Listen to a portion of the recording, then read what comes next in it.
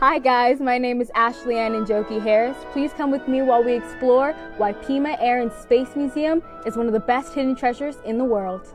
We've been operating since 1976. Can you please tell us your name and your title? I'm Brad Elliott. I'm the Advertising and Social Media Manager at the Pima Air and Space Museum. So, how long have you been working here? I've been with the museum 2.5 years now. So what were you doing for work before you started working for Pima Air and Space? I was in marketing as well. I worked for a local financial institution, so my audience went from local only to an international audience that has an appeal for over a wide range of topics. With the new change in audience, how are you now marketing this museum? Pima Air and Space Museum has so much background to it. We've got obviously aviation and space, but there's engineering, STEM, there's technology, there's history, culture, it's all wrapped into one. We get to focus on so many things that might reach a different audience, and we're dog friendly, so we can talk to pet parents, and there's tons of stuff for kids to do. It's a great family outing, veterans love it. It's a huge variety of topics to cover. So would you say there are more people coming from out of state or in state to come see this museum? We have a very large international draw. And people come from all over the world, but definitely all over the United States. Arizona, we do get a lot of Arizona visitors, but the majority of our visitors are traveling to come see us. We're that destination that everybody wants to get to in their lifetime at some point. How does the museum partner with the community? So we are a nonprofit organization. What we do to give back to the community is provide free admission and tours to youth groups, both for schools and other programs. We bring in close to 30,000 kids every year to learn about history and aviation. So how does the museum plan to grow in the future? Do you guys have any future sites that you're working on? Are you looking to expand anywhere specifically?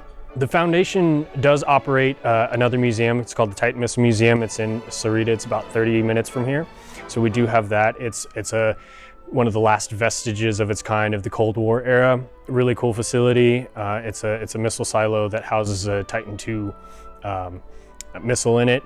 And then we are planning to open up the Tucson Military Vehicle Museum, and that'll be just on the other side of the property. So I have to ask, what's the best kept secret of the museum? Every 5 feet that you walk through the museum, you're gonna walk by a secret. There's so much history behind every exhibit that we have.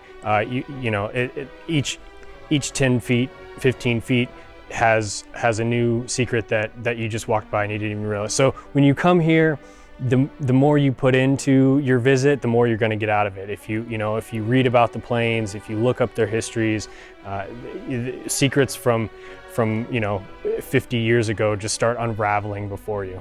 And so what's the biggest misunderstanding that people usually have coming into the museum?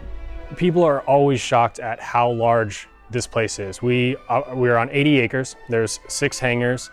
There's about 400 aircraft between inside and outdoor displays. A lot of people come here and don't even make it out of the first hangar. That's big enough in itself.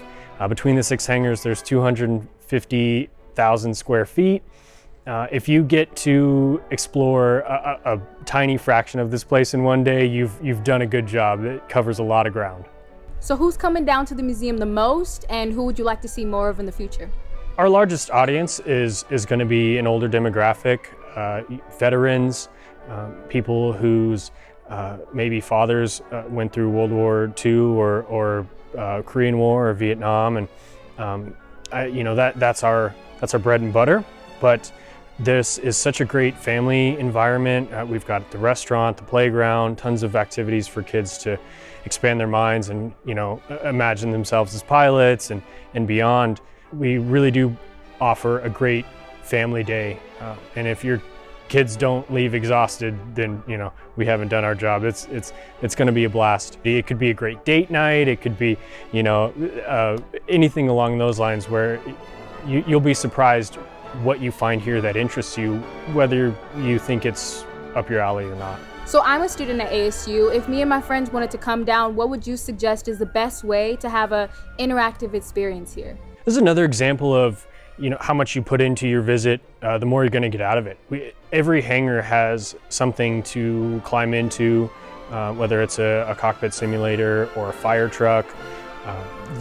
And inside these things, you're reliving what somebody else went through to learn how to become a pilot, or the history that aircraft offers at the time that it was built and used. And where exactly can we go to find more information about this awesome museum? So the Pima Air and Space Museum is open 363 days a year. We're just closed Christmas and Thanksgiving. We do have summer hours, which are a little bit shortened just because it is hot here in Tucson during the summer.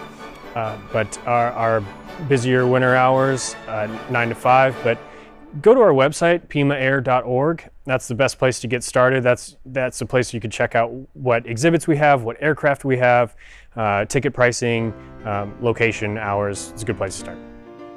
Hey guys, thanks so much for coming to explore with me. I actually gotta fly on up out of here, but remember to visit pimaair.org. Oh, and check out their awesome gift shop. Okay, bye guys, see you later.